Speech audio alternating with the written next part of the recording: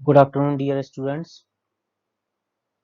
आज जो है कर्व सरफेस के ऊपर हाइड्रोस्टैटिक फोर्स को फाइंड आउट करते हैं। लास्ट लेक्चर में we have discussed the hydrostatic force on a plane surface. Okay, now in this lecture I will discuss the how the hydrostatic force is varied or calculated over a curved surface. Okay, in previous lectures I have discussed the theory of hydrostatic force on a plane surface, as well as some numericals related to gate, is and ISRO. Okay, so there are two previous lectures that I have posted on the YouTube, तो आप लोग उन्हें जाके देख लें और समझ लें ठीक से, ठीक है ना। ये बहुत इंपॉर्टेंट टॉपिक है और उसी का एक पार्ट है। ओके, तो हाइड्रो स्टार्ट करते हैं। Hydrostatic force on A submerged curve surface. Okay, तो पहले अभी तक जो मैंने पढ़ाया, आप लोगों को पढ़ाया है कि अगर कोई प्लेन सरफेस है, चाहे वो इंक्लाइंड है, मान लिया ये this is the free surface, ये वाटर का फ्री सरफेस है और कोई प्लेट इससे इंक्लाइंड है at an angle theta, but this surface is the plane. Okay, तो अगर देखा जाए तो इसके ऊपर फोर्स किस तरह से वेरी करता था। जैसे मान ली वाटर यहाँ पे भरा हुआ है, तो इसका ये एक एंड ये है, एक एंड ये है, मान ली प्लेट यहाँ से यहाँ तक है, पॉइंट 1 से 2 तक। तो जो प्रेशर था इस पॉइंट पे परपेंडिकुलर टू सरफेस होगा। फिर जैसे हाइट बढ़ेगी प्रेशर बढ़ता चला जाएगा, प्रेशर बढ़ता चला जाएगा, but in all point the pressure is perpendicular to the surface. So the direction of pressure is always constant. यहाँ पे देखा जाए तो डायरेक्शन जो है इस प्लेन के परपेंडिकुलर है, तो सारे जितने भी प्रेशर होगा, इस प्रेशर डिस्ट्रीब्यूशन होगा that in same direction and it is perpendicular to the plane surface. Okay, तो देखा जाए तो प्रेशर की जो डायरेक्शन होगी दैट इज कांस्टेंट। प्रेशर की डायरेक्शन क्या होगी? कांस्टेंट होगी। तो हम इस पे एक फोर्स फाइंड आउट कर लेते थे with the help of integration, और वो फोर्स होता था हमारा रो जी एच बार इंटू ए। ठीक है, और उसकी लोकेशन कैलकुलेट कर लेते थे with the help of formula H P is equal to H bar plus I G sine square theta divide by A H bar. ये हमने पढ़ा। लेकिन कर्व सरफेस के केसेस में सिचुएशन पूरी तरह से अलग होती है। फॉर एग्जाम्पल, मान लिया ये कोई कर्व सरफेस है, ये कोई कर्व सरफेस है,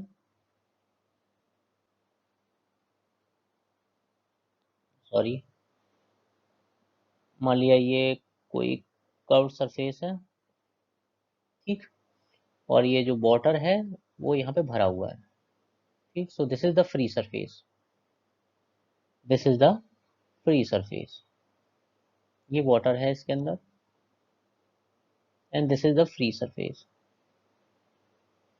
ओके, तो जैसे ही यहाँ से कर्व सरफेस मान लिया ए पॉइंट से स्टार्ट हुआ और बी पॉइंट पे कर्व सरफेस फिनिश है। अब इसमें फोर्स की डायरेक्शन अगर देखेंगे तो जो प्रेशर लगेगा वो किस इस तरह से लगेगा, इस पॉइंट पे, इस पॉइंट के परपेंडिकुलर होगा। अब यहाँ देखो सरफेस चेंज हो रहा, तो ये इस तरह से हर पॉइंट पर परपेंडिकुलर होगा। तो यहाँ जो प्रेशर की डायरेक्शन है, the direction of pressure force, direction of pressure changed over curve surface.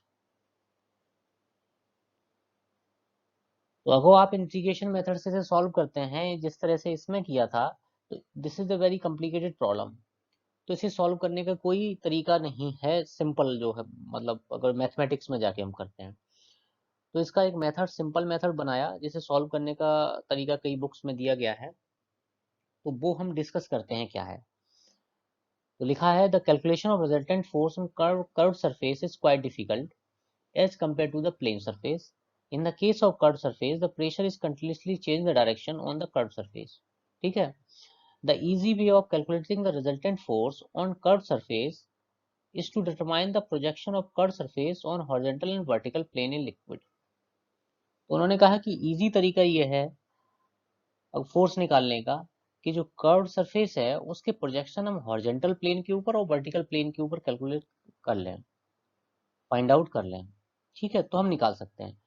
तो नीचे देखो, mainly the two cases rises in problem curve surface. तो दो तरह की प्रॉब्लम जो है आपके इंजीनियरिंग की प्रॉब्लम दो तरह की आती है कर्व सरफेस, कर्व सरफेस के केसेस में, उन्हें हम डिस्कस करते हैं। ठीक है, तो number one, case number one है आपका when the curve surface is below the water surface. पहला केस है कि the curve surface is below the water surface. तो देखा जाए तो ये एक डायग्राम है, इसके अंदर ये ए से सी तक ये कर्व सरफेस है और ये लिक्विड यहाँ पे भरा हुआ है। So this is the liquid, ये सब लिक्विड भरा हुआ है इसके अंदर, ठीक है ना। तो इस प्रॉब्लम को हम कैसे टैकल करेंगे? तो इन्होंने कहा इस तरह की प्रॉब्लम को सॉल्व करने के लिए आप क्या करें, आप इस कर्व सरफेस के एक हॉरिजॉन्टल प्लेन के ऊपर, ये आपका horizontal projection on a curve surface, ये हॉरिजॉन्टल प्लेन है आपका, ये क्या है? Horizontal plane. ये आपका वर्टिकल प्लेन है। तो इस कर्व सरफेस के हमने दो प्रोजेक्शन ले लिए, एक हॉरिजॉन्टल प्रोजेक्शन हो गया, एक वर्टिकल प्रोजेक्शन हो गया, ठीक है। अब अगर इस कर्व सरफेस के ऊपर हमें इस लिक्विड के थ्रू कितना मतलब फोर्स अप्लाई किया गया ये फाइंड आउट करना है, तो हम इस डायरेक्शन में क्या करते हैं, एक मान लेते हैं कि रिजल्टेंट फोर्स एफ आर लग रहा है। अब न्यूटन थर्ड लॉ से जितना फोर्स ये सॉलिड सरफेस इस लिक्विड पे लगाएगा उतना ही लिक्विड इस सॉलिड सरफेस पे लगाएगा, ठीक है। तो हमने बाहर से रिजल्टेंट फोर्स ड्रॉ कर लिया। इस रिजल्टेंट फोर्स के दो कंपोनेंट होंगे, जैसा कि मैकेनिक्स में आप पढ़ा है। ये तो हो गया सॉरी हॉरिजॉन्टल कंपोनेंट, ये आपका हो गया horizontal component F suffix H, और एक हो गया वर्टिकल वर्टिकल कंपोनेंट, एक हो गया आपका वर्टिकल कंपोनेंट एफ बी। यहां से जो एंगल है जो रिजल्टेंट बना रहा है that is angle theta with the horizontal. अब इन्होंने कहा इस प्रॉब्लम को सॉल्व कैसे करेंगे। हमने मान लिया कि एक ये जो कर्व सरफेस है इसका एक प्लेन सरफेस हॉरिजॉन्टल सरफेस पे बन गया, एक प्लेन सरफेस वर्टिकल प्लेन पे बन गया। तो सिचुएशन कुछ इस तरह की हो गई, जो हॉरिजॉन्टल सरफेस है उसके ऊपर एक फोर्स लगेगा, यहाँ पे मान ली लिक्विड यहाँ तक भरा हुआ है तो फोर्स लगेगा नीचे की डायरेक्शन में, ठीक है। ये फोर्स मान लिया मैंने एफ बाई डायरेक्शन में है। जो हॉरिजॉन्टल सरफेस है इस पे जो फोर्स लगेगा, लिक्विड जो अप्लाई करेगा जो वर्टिकल प्लेन पे है, that is equal to F suffix x. अब ये जो बीच में गैप बचा, इसे लिक्विड कॉलम, ये लिक्विड कॉलम है, इसका जो वेट होगा वो नीचे डायरेक्ट डाउनवर्ड डायरेक्शन में लगेगा। आपको इतना काम करना है। इसके बाद क्या है कि जो टोटल सिस्टम है वो इक्विलिब्रियम में है, तो आप इक्विलिब्रियम में रखें, समेशन ऑफ हॉरिजॉन्टल डायरेक्शन के फोर्स इक्वल करें F summation of F in x direction is equal to 0। तो आपका एफ एच क्या आ जाएगा, एफ एक्स के इक्वल आ जाएगा। वर्टिकल डायरेक्शन के फोर्स इक्वल करेंगे तो क्या आएगा, F F B is equal to क्या आएगा, एफ बाई प्लस डब्ल्यू आ जाएगा। तो आप रिजल्टेंट फोर्स निकाल सकते हैं। आप लोगों ने मैकेनिक्स में पढ़ा है, हॉरिजॉन्टल फोर्स का एक स्क्वायर प्लस वर्टिकल फोर्स का होल स्क्वायर। अगर आपको थीटा डायरेक्शन भी निकालनी है तो आपने ये भी फॉर्मूला याद करा होगा, tan inverse F B vertical divide by F H. तो आप इस तरीके से resultant force over the curve surface और उसकी डायरेक्शन दोनों ही कैलकुलेट कर सकते हैं। अब बात आती है कि एफ एक्स हम कैलकुलेट कैसे करेंगे, एफ बाई कैलकुलेट कैसे करेंगे। तो जैसे हम पहले क्या करते थे कि मान लिया ये फ्री सरफेस है आपका, ये आपका फ्री सरफेस है, यहाँ से यहाँ तक की हाइट मान लिया ये पहला सरफेस है 1, यहाँ से यहाँ तक h1 है। सेंट्रॉइड तो इसका एक ही लाइन पर होगा क्योंकि हॉरिजॉन्टल सरफेस है। वर्टिकल सरफेस है, मान लिया इसका सेंट्रॉइड फ्री सरफेस से h2 हाइट पे है, h2 हाइट पे है। तो एफ बाई आप कैसे निकालोगे, जैसे पहले निकालते थे rho g h1 into area of this plane surface. F x कैसे निकालोगे, rho g h2 bar into area A2 of this plane surface. तो आप ये कैलकुलेट कर सकते हो।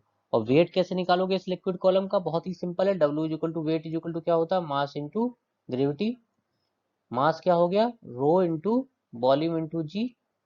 इस लिक्विड कॉलम का वॉल्यूम, इस लिक्विड कॉलम का volume into ji into density of the liquid, तो आप निकाल सकते हैं। अगर जो हम मान लेते हैं कि इसकी जो विड्थ है जो पेपर के अंदर है that is equal to 1 metre, तो v इज इक्वल टू हो जाएगा एरिया इंटू 1, तो एरिया हो जाएगा, तो यही फॉर्मूला कन्वर्ट होके रो ए इंटू जी बन जाएगा वेट का। बस ये चीज़ हमें देखनी है और बाकी बहुत प्रॉब्लम सिंपल है, तो अगर न्यूमेरिकल देखेंगे तो हम कर लेते हैं। ठीक है, आगे बढ़ते हैं। ये दूसरी केस सेकंड है, ये सेकंड सिचुएशन है, when the curve surface is above the water surface. ठीक है ना, यहाँ पे क्या है, ये जो आपका कर्व सरफेस है वो वाटर सरफेस के ऊपर है। हमें पहला काम क्या करना है, कोई भी प्रॉब्लम आती है तो सबसे पहला स्टेप हमारा क्या रहेगा, step first, take the projection, take the projection of the curve surface, curve surface in liquid. पहला हमारा टास्क ये रहेगा कि जो कर्व सरफेस है उसके प्रोजेक्शन लिक्विड में लें। तो यहाँ से यहाँ तक ये कर्व सरफेस था, इसका एक प्रोजेक्शन हमने हॉरिजॉन्टल प्लेन पे ले लिया, एक प्रोजेक्शन वर्टिकल पे ले लिया। ठीक है, इस पे जो फोर्स लगेगा वो लिक्विड ऊपर की डायरेक्शन में अप्लाई करेगा, वो हमारा हो गया एफ बाई, ये वर्टिकल एक तरह से प्लेट है, तो इस पे जो फोर्स अप्लाई करेगा एफ एक्स, और ये आपका लिक्विड हो गया, लिक्विड का वेट हो गया। अब ये आपका कर्व सरफेस है, तो कर्व सरफेस पे रिजल्टेंट फोर्स इस तरह से लगेगा एफ आर, इसके दो कंपोनेंट, एक हॉरिजॉन्टल एक वर्टिकल एफ बी। अब आपको इक्विलिब्रियम में है, टोटल सिस्टम है, तो आपको हॉरिजॉन्टल फोर्स आपको इक्वल करने पड़ेंगे, तो आप अगर एफ एच इक्वल टू आपका क्या आ जाएगा एफ एक्स, और वर्टिकल फोर्स कैसे करोगे, F B plus W equal to क्या होगा एफ वाई, तो एफ बी आपका क्या आ जाएगा एफ वाई माइनस डब्ल्यू। बस ध्यान ये रखना है, जब लिक्विड कॉलम कर्व सरफेस के बिलो है तो वेट आपका माइनस में आएगा लिक्विड कॉलम का, और जब लास्ट सेक्शन में आपने देखा था कि ये लिक्विड कॉलम कर्व सरफेस के ऊपर था तो ये प्लस हो गया था। अब आपने एफ एच और एफ बी दोनों कैलकुलेट कर लिए, नाउ आपको रिजल्टेंट फोर्स फाइंड आउट करना, तो सेम फॉर्मूला एफ एच का whole square plus F B का होल स्क्वायर, सिंपल है। थीटा आप निकाल सकते हैं tan inverse F B divide by F H, तो ये भी आपका सॉल्व हो जाता है। ठीक है ना, तो इसी तरह से हम आगे न्यूमेरिकल देखेंगे तब आपको ये एकदम क्लियर हो जाएगा। अभी आपने क्या किया, सिंपल दो केस देखे, पहला केस कर्व सरफेस का जिसमें आपका कर्व सरफेस लिक्विड कॉलम के बिलो है, दूसरा आपने केस क्या देखा जिसमें लिक्विड कॉलम जो है कर्व सरफेस के बिलो है। ठीक है, अब हम प्रॉब्लम देखते हैं, इसमें न्यूमेरिकल ही ज्यादा आता है, थ्योरी नहीं आती, तो आप इसे सॉल्व कर सकेंगे। अब कई बार आईएएस वगैरह में इस तरह के क्वेश्चन आए हुए हैं कि जैसे ये कर्व सरफेस का डायग्राम बना दिया, आपको वर्टिकल फोर्स और हॉरिजॉन्टल फोर्स निकालने हैं, तो सिंपल आप क्या करें, जैसे ये कर्व सरफेस है इसके लिक्विड में कॉलम लिए, एक हॉरिजॉन्टल प्रोजेक्शन लिया, एक वर्टिकल प्रोजेक्शन लिया, एक वर्टिकल प्रोजेक्शन ले लिया। अब जैसे मैंने बताया था कि ये फोर्स आपका हॉरिजॉन्टल प्रोजेक्शन पे हो गया, ये हो गया एफ बाई, ये आपका क्या लगेगा इधर एफ एक्स लगेगा, ये वेट जो है लिक्विड कॉलम का नीचे की डायरेक्शन में हो गया। अब इसमें जब लिक्विड कॉलम हमने प्रोजेक्शंस लिए, तो यहाँ पे देखो वर्टिकल फोर्स एफ बाई ऊपर की डायरेक्शन में लगेगा, इस पे जो फोर्स लगेगा वो इधर लगेगा एफ एक्स, और वेट इसका नीचे की डायरेक्शन में लगेगा। तो ये सिंपल डायग्राम है, इसे आप इस तरह से सॉल्व कर बना सकते हैं। ठीक है ना, अब आगे न्यूमेरिकल देखते हैं, ये काफी अच्छा न्यूमेरिकल है। ओके, तो इसे देखते हैं, इस न्यूमेरिकल को आपने सॉल्व कर लिया तो आगे की सारी प्रॉब्लम आपकी सॉल्व हो जाएगी। तो ये न्यूमेरिकल जो है मैंने एक सेंजिल की बुक आती है फ्लूइड मैकेनिक्स की, उससे लिया हुआ है, तो रेफरेंस मैंने इसमें दे दिया है। ये long solid cylinder of radius 0.8 metre, एक लॉन्ग सॉलिड सिलेंडर दिया है जिसकी रेडियस आपको 0.8 मीटर दे दी है। Hinge at point A is used as a automatic gate as shown in figure 3.38, आगे डायग्राम दिया है उसमें आप देख लेंगे। When the water level reaches 5 meter, the gate opens by turning about hinge at point A. Determine the hydrostatic force acting on the cylinder and its line of action when the gate opens. The weight of the cylinder per unit length of the cylinder. तो आप diagram देख लें फिर question को समझें। ये diagram है, इस डायग्राम के अंदर जो वाटर भरा हुआ है वो 5 मीटर हाइट तक भरा हुआ है। ये एक गेट लगा हुआ है वाटर को रोकने के लिए, ठीक है, और इसकी शेप सिलेंड्रिकल है। ये ए पॉइंट पे हिंज है, और जैसे ही लेवल वाटर का 5 मीटर तक पहुंचता है, इस पे हाइड्रोस्टेटिक फोर्स की वजह से द सिलेंडर विल लिफ्टेड। तो ये पूछ रहा है what is the wait of the cylinder, cylinder का वेट क्या होगा। तो पहले वाले में पूछा है कि रिजल्टेंट फोर्स कितना होगा, तो पहले वाले में ऑप्शन में पूछा है what is the resultant force and its direction. तो सिंपल क्वेश्चन है, क्या करना है, मैंने बताया कि this is the curve surface. तो आपको क्या करना है, इसका सबसे पहले प्रोजेक्शन वर्टिकल हॉरिजॉन्टल दोनों ले लो। यहाँ पे जो फोर्स लगेगा एक्स डायरेक्शन में that is the F x, और यहाँ पे फोर्स जो लगेगा that is the F y, और ये जो आपका लिक्विड कॉलम बचा इसका वेट लगेगा डब्ल्यू। और जो रिजल्टेंट फोर्सेस के दो कंपोनेंट होंगे एफ एच और एफ वी, ठीक है। तो सिंपल सा आपका था एफ एच इक्वल टू क्या होगा, एफ एक्स, ठीक है। अब आप एफ एक्स कैसे निकालोगे, F x is equal to क्या है, अब ये एक्स, एफ एक्स फोर्स किस पे लगा, वर्टिकल प्लेन पे, यहाँ पे कोई वर्टिकल प्लेट टाइप रखी हुई है। तो एफ एक्स बराबर क्या फॉर्मूला था, रो जी एच बार इंटू ए।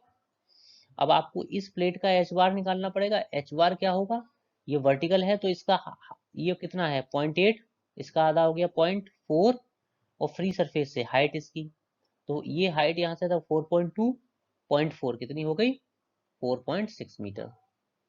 एरिया इस प्लेट का क्या होगा, इस प्लेट की लेंथ और इस पेपर की विड्थ।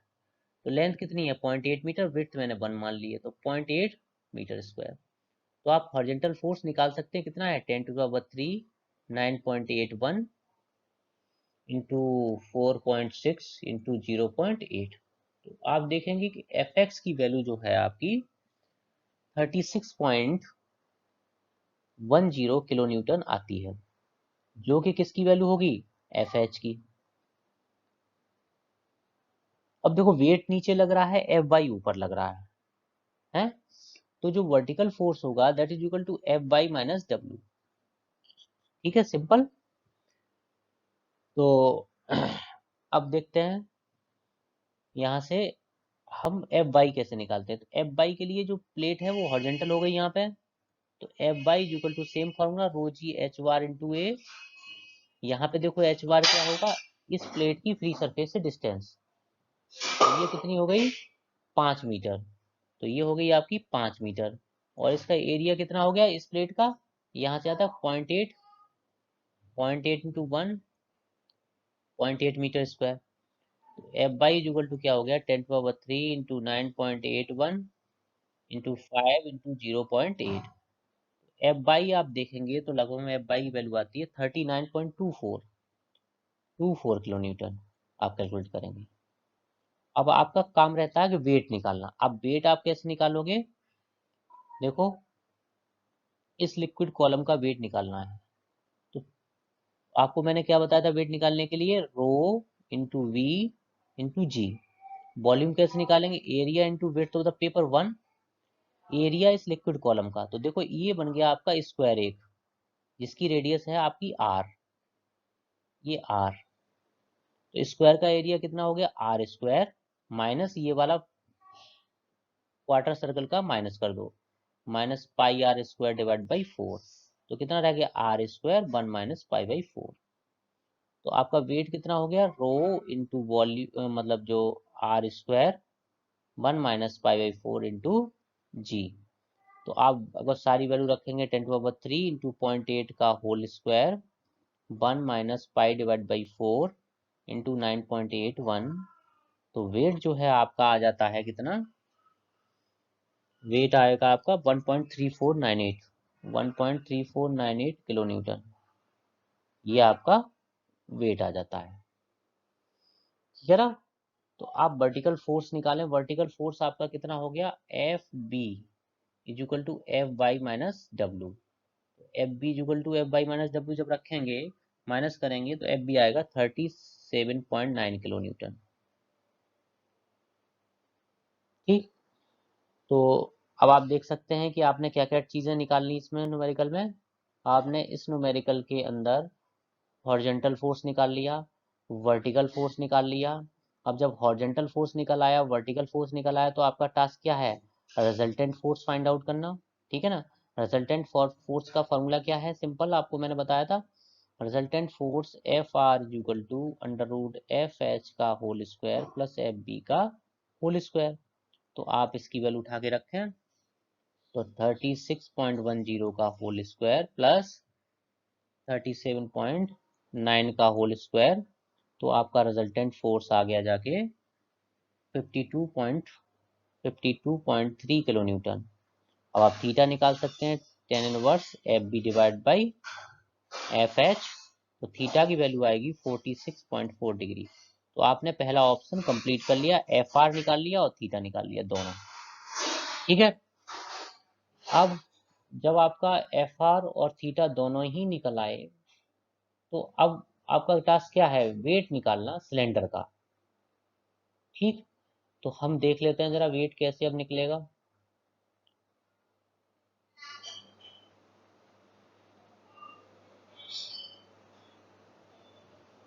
तो ये डायग्राम को थोड़ा हम यहाँ से हटाते हैं, वर्टिकल हॉरिजॉन्टल सब फोर्सेस को। ठीक, इससे कि आसानी रहे समझने में। देखो, रिजल्टेंट फोर्स यहाँ से हॉरिजॉन्टल से कितना एंगल बना रहा है? Theta angle. तो जितना थीटा ये होगा उतना ही थीटा ये होगा। तो हम ए पॉइंट के अबाउट मोमेंट ले लें एक तरह से। ठीक है, और ये वेट है आपका। तो जब ए पॉइंट के अबाउट मोमेंट लेंगे तो एफ आर इस तरह से रोटेट करेगा एंटी क्लॉकवाइज, और डब्ल्यू जो है क्लॉकवाइज रोटेट करेगा। तो F R into F R की लाइन ऑफ रिएक्शन से वर्टिकल डिस्टेंस, तो ये वर्टिकल डिस्टेंस क्या है? मान लिया एक्स इंटू वेट, ये आपका weight into r, W into r. अब ये डिस्टेंस अगर रेडियस दी है और ये एंगल थीटा दिया, तो एक्स इज इक्वल टू क्या हो जाएगा?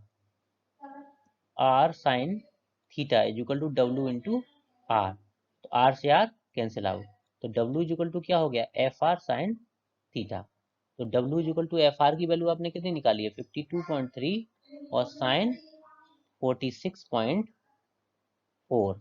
तो आपका वेट आ जाता है 37.9 किलो न्यूटन। तो ये क्वेश्चन कंप्लीट हो गया। ठीक है ना? तो इस तरह से देखो, ये काफी कॉम्प्लिकेटेड टाइप क्वेश्चन था, लेकिन अगर जो आप थोड़ा प्रोसेस से चलेंगे तो आप सॉल्व कर पाएंगे। और इसमें प्रोसीजर बहुत सिंपल है। फ्लूइड मैकेनिक्स के अंदर अगर आपको लॉजिक आता है, वो आपको क्वेश्चन करना आता है, उसका लॉजिक पता है, तो आप उसे कर पाएंगे। और लॉजिक इसमें सिंपल सा क्या है? पहला स्टेप आपका ये है कि you will find out the projections in a liquid column. सबसे पहले प्रोजेक्शन फाइंड आउट करें, उसके बाद हॉरिजॉन्टल वर्टिकल फोर्स निकालें, रिजल्टेंट निकालें, लाइन ऑफ रिएक्शन निकालें, और जो उसमें न्यूमेरिकल का है वो करते चले जाएं। ठीक है, आगे बढ़ते हैं। ये न्यूमेरिकल देखो, गेट 2016 में आया हुआ है और दिखने में काफी कॉम्प्लिकेटेड न्यूमेरिकल था, लेकिन ये बहुत छोटा सा इसका आंसर है और 2 नंबर का न्यूमेरिकल है ये। तो देखो न्यूमेरिकल, तो ये गेट 2016 का न्यूमेरिकल है और 2 नंबर का न्यूमेरिकल था। ठीक है, ये दिखने में न्यूमेरिकल बड़ा डिफिकल्ट सा लग रहा है, क्योंकि इसकी काफी थ्योरी दी है, डायग्राम भी बड़े बड़े दिए हैं, लेकिन ये क्वेश्चन जो है बहुत ही सिंपल है और 2 लाइन का मात्र क्वेश्चन है, अगर कॉन्सेप्ट आपको आता है। तो क्वेश्चन देखते हैं क्या है।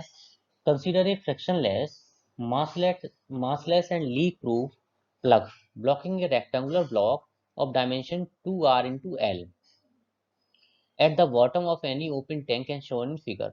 The head of the plug has the shape of semi-cylinder of radius r. The tank is filled with the liquid of density rho up to the tip of the plug. The gravitational acceleration is g. Calculate, neglect the effect of atmospheric pressure. The force F required to hold the plug in its position. तो ये कह रहा है कि ये कोई tank है, इसमें एक रेक्टेंगुलर होल है, उसकी डायमेंशन आपको दे दी इन्होंने, रेक्टेंगुलर होल है इस तरह से, उसकी डायमेंशन है 2r एंड लेंथ l, तो लेंथ l पेपर के अंदर है। अब इसे बंद करना था इन्हें, तो इन्होंने क्या किया, एक सिलेंड्रिकल शेप में, एक सेमी सिलेंड्रिकल शेप में एक जो है इसका मतलब जो भी लिड टाइप ढक्कन बनाया और इसे इंसर्ट कर दिया, और नीचे से वो पूछ रहा कितना फोर्स इस पे लगाना चाहिए। तो इस पे देखो सिंपल क्वेश्चन है, ये दूसरा डायग्राम इसका दिखाया है इन्होंने, ये इस तरह से लगाया है, तो यहाँ से वाटर ब्लॉक हो गया, अब ये सिलेंड्रिकल शेप में हो गया। अब आप पूछेंगे कि ये देखो रेक्टेंगल है तो रेक्टेंगल ही क्यों नहीं बना दिया, ये सिलेंड्रिकल है। तो सिलेंड्रिकल जब प्रोजेक्शन हो जाता है तो उसका एरिया मिनिमम होने की वजह से फोर्स कम से कम लगता है, इसलिए इसे हम सिलेंड्रिकल शेप में रखते हैं। तो देखो इसमें क्या है कि इसके मैंने कहा था प्रोजेक्शन कहाँ लेने, लिक्विड में, और लिक्विड कहाँ तक भरा है, यहीं तक भरा है यहाँ पे। इसके ऊपर कोई लिक्विड नहीं है, इसके ऊपर लिक्विड क्या है, जीरो है। तो इसका अगर वर्टिकल प्रोजेक्शन लोगे तो इसका ये हॉरिजॉन्टल प्रोजेक्शन लोगे तो ये एफ बाई हो जाएगा, F by equal to automatic zero हो जाएगा। अब इसका क्या बचेगा, ये एक तो इस प्रोजेक्शन फोर्स लगेगा एफ एक्स, और यहाँ पे भी एफ बाई जीरो हो जाएगा, और वेट डब्ल्यू नीचे की तरफ लगेगा, और वेट डी नीचे की तरफ लगेगा, एक फोर्स इधर लगेगा एफ एक्स। अब देखा जाए तो ये फोर्स दोनों एक दूसरे के इक्वल एंड अपोजिट होंगे, उनसे कोई प्रॉब्लम ही नहीं है। और इधर एफ लग रहा है तो एफ की वैल्यू पूछिए, तो एफ बाई तो ऑटोमेटिक जीरो हो गए, तो एफ क्या हो गया, two times of the wait of the liquid column filled in this area. तो इसका आप अगर वेट निकाल लें तो आप कर पाएंगे। तो वेट हमने अभी बताया था कैसे निकालते हैं, रो इंटू वॉल्यूम इंटू जी, और रो इंटू एरिया हो गया, वो वन मान लिया इसकी पेपर के अंदर जो वेट है। तो एरिया आपका क्या है, आर स्क्वायर, 1 - 5/4 मैंने बताया था सिलेंडर का। तो आपका, और वॉल्यूम इसका देखो कितना है, अगर लेंथ एल दे दी है इसने पेपर के अंदर है, तो ये वॉल्यूम क्या हो जाएगा, एरिया इंटू लेंथ। तो volume is equal to R square L, sorry, volume इसका हो जाएगा, volume B is equal to R square L 1 - 5/4। तो इसका फोर्स कितना हो गया, 2 times of the rho into R square L 1 - 5/4 into G. तो देखो ये ऑप्शन है कि नहीं है, तो ये सॉल्व हो गया कि नहीं हो गया। तो इतनी आसानी से हम इसे, तो ये क्वेश्चन कितनी आसानी से सॉल्व हो गया। तो इसका ए ऑप्शन है, 2 नंबर का क्वेश्चन था, तो इसे आप इतनी आसानी से सॉल्व कर सकते हो, कॉन्सेप्ट बताओ, नहीं पता है तो इसको देखना आप छोड़ देंगे। इसके बाद नेक्स्ट क्वेश्चन है, इसे आप देखें। ये सिलेंड्रिकल गेट, ये आईएएस 1997 में आया हुआ क्वेश्चन है, आईएएस 1997 में आया हुआ क्वेश्चन है।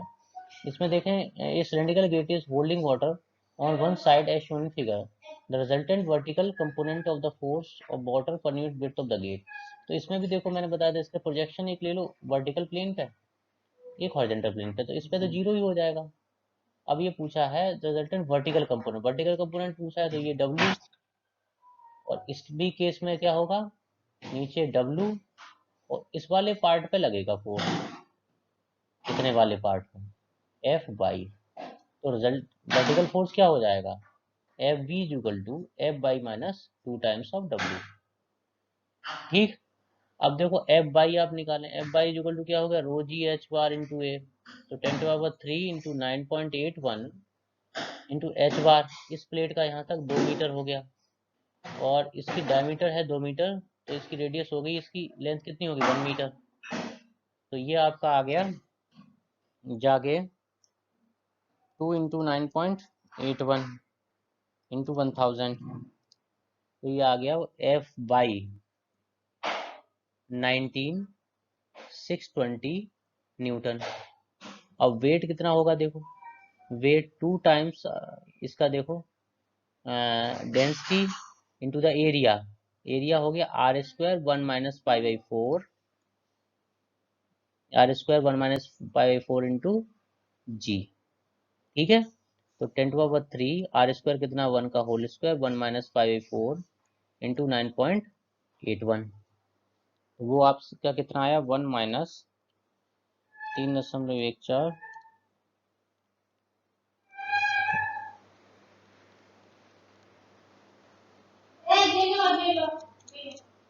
ये आएगा 2109 न्यूटन। तो आपका वर्टिकल फोर्स कितना हो गया, 19620 माइनस 2 इंटू 2109। इसे आप करके देख लें कितना आएगा, 19620 माइनस 2 इंटू 2109, लगभग में इसकी वैल्यू आएगी वर्टिकल फोर्स की 15402 न्यूटन। तो इसका सी ऑप्शन एक तरह से हो जाता है। तो ये आईएएस का आया हुआ क्वेश्चन है, ठीक है ना। एक क्वेश्चन और देखते हैं। क्वेश्चन काफी डिफिकल्ट लगेंगे लेकिन बहुत सिंपल होते हैं आईईएस वगैरह में, अगर आपको कॉन्सेप्ट पता है तो। नेक्स्ट क्वेश्चन देखें। Dam is having a curve surface is shown in figure. ये कर्व सरफेस दिया गया है। The height of the water retained by dam is 20 meter. Density of the water is 1000 kg per meter. Assuming G 9.81, the horizontal force acting on the dam per unit length. अब पूछ रहा horizontal force. अब आप देखें इस numerical के अंदर y equal to x square by 4 दे दिया, ये दे दिया। कोई बच्चा अगर ना पढ़ के गया हो तो कहेगा कि ये क्वेश्चन तो सॉल्व ही नहीं हो सकता, इतना तुम्हें पढ़ के नहीं आया, जबकि इसने कुछ नहीं किया है। इस कर्व सरफेस का आपको क्या करना है, सबसे पहले प्रोजेक्शंस लें। इसने पूछा हॉरिजॉन्टल फोर्स कितना होगा, तो हॉरिजॉन्टल फोर्स केवल इस प्लेट पे लगेगा ना, इस वर्टिकल प्लेन पे, तो ये वाला जो फोर्स लगेगा एफ एक्स, तो F x is equal to क्या होगा, रो जी एच बार इंटू ए। अब देखो 10⁻³ 9.81, एच बार इस वर्टिकल प्लेट का कितना होगा, 20 है तो 10 रह गया, और एरिया इस प्लेट का कितना होगा, इसका 20 है, और इसकी पेपर की लेंथ कितनी है 1, तो कितना रह गया इसका, देखो आंसर 20 इंटू 10 इंटू 9.81, ये आ गया 1962 इंटू 10⁻³ न्यूटन। तो रह गया 1.962 इंटू 10⁻6 न्यूटन। तो कौन सा ऑप्शन होगा, सी। तो कितना सिंपल है, जब वेट नहीं निकालना तो इसके एरिया को आप इस इक्वेशन को यूज करने की जरूरत ही नहीं। अगर आपको वेट निकालना पड़ता तब आप निकालते row into ji into area into one of the bit, तब आप एरिया निकालते y into d x 0 to 20, फिर ये एरिया आता y equal to x square by 4 यहाँ पे रखते। लेकिन जब तक आपको वेट की जरूरत नहीं, हॉरिजॉन्टल फोर्स में आपको वेट की जरूरत नहीं है, जब आपको जरूरत ही नहीं तो ये निकालना ही नहीं पड़ेगा, आपको केवल हॉरिजॉन्टल फोर्स निकालना। तो कितना सिंपल न्यूमेरिकल है लेकिन कितना कॉम्प्लिकेटेड लग रहा है। तो इस तरह से आप और क्वेश्चन लगाएं तो आप सॉल्व कर लेंगे। Okay, thank you.